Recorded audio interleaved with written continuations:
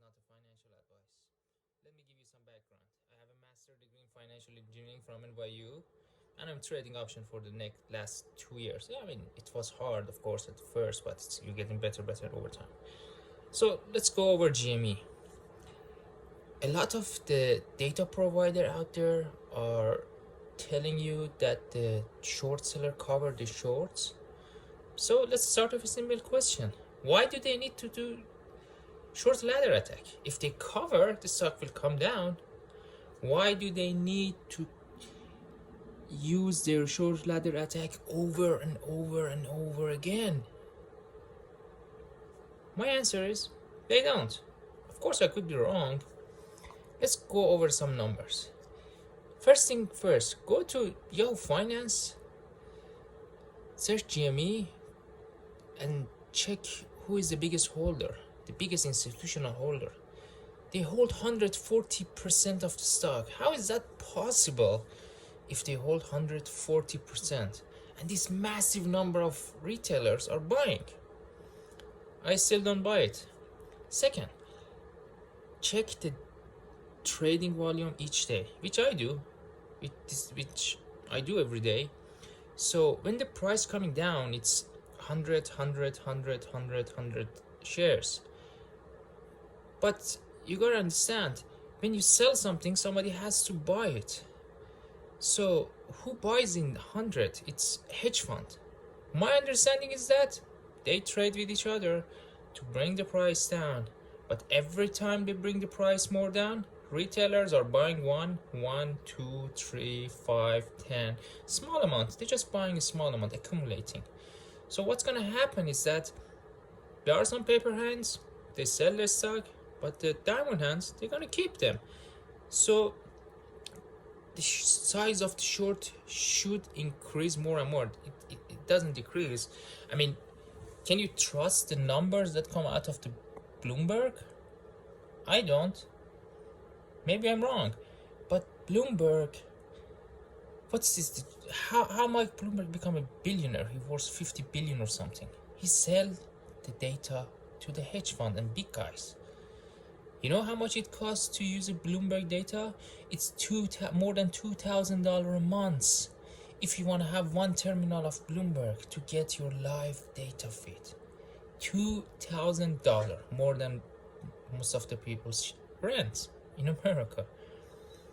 Do you think they are on our side? Do you think Mike Bloomberg doesn't have any money in the big hedge fund? I'm not saying he's telling the wrong number, but I don't trust it. Let's go to the next. Is he on our side? Okay, let's go over SEC. So people who work at the SEC, most of them, I mean, that's my understanding, most of them, when their contract finish at the SEC, where do they go? They go back to school? No, they go to the big banks. Well, that's a conflict of interest to me, maybe not to them. The next thing, can you trust street data? I don't. Again, maybe I'm wrong. I'm not a financial advisor, so you shouldn't trust anything that I say. But yesterday, they have a data that says short sellers are now short $5.8 billion worth of GameStop. So I go to GameStop, I check the market cap. At right that time, the market cap was $5 billion. So even if you trust S3 data, they are still more than 100% short interest. So the choice is yours. I'm not selling. Over S3 data one more time. A couple of days ago, they changed the formula for short interest. So what is short interest formula? If you just Google it, short interest formula, you will see that it says number of stock shorted divided by the float. Okay, so it was 140% for GME. It means that 70 million stock shorted, 50 million is float, it's 140%, plain and simple. What S3 data did is that now they're saying the short interest formula changed. They don't say it changed, they just showed that their formula, which is stupid, I think, to say that we changed the formula, but they did. Maybe they're not smart enough.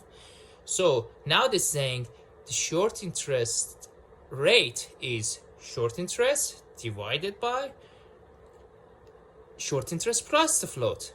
Why is that? You increase the denominator, the number will decrease. That's the simple answer. I don't trust them. I don't know what you should do. You should do your due diligence. FYI, I had two options on GameStop and a couple of stocks. So I play with my stocks. I sold one of my options which expired on 29th of January. I sold it a couple of days before the expiration. I hold my main option, which is February 19 expiry. I'm still holding that. I will hold that until the expiry. I will transfer that to the stock maybe 2 days before expiration, because it's very interesting. US Congress has a hearing on February 18, 1 day before the expiration of massive number of stock options, because options has a weekly and monthly expiration. Monthly is more important because most of the people trade monthly. It has more liquidity, less spread between bid and ask. So I'm gonna hold that. I sold the other one before the expiration because I need the money, and I play with other stock. I mean, I bought a couple of stock yesterday below the 100. If today stay below the 100, I may buy a little more. I'm gonna keep them. Let's see how this will play out. My prediction, it probably go more than $1,000 sooner or later. As Wall Street Best says, we can stay more retarded and you can stay solvent. If we don't sell, they can cover. That's the game, and that's as simple as it can be. Take care, guys.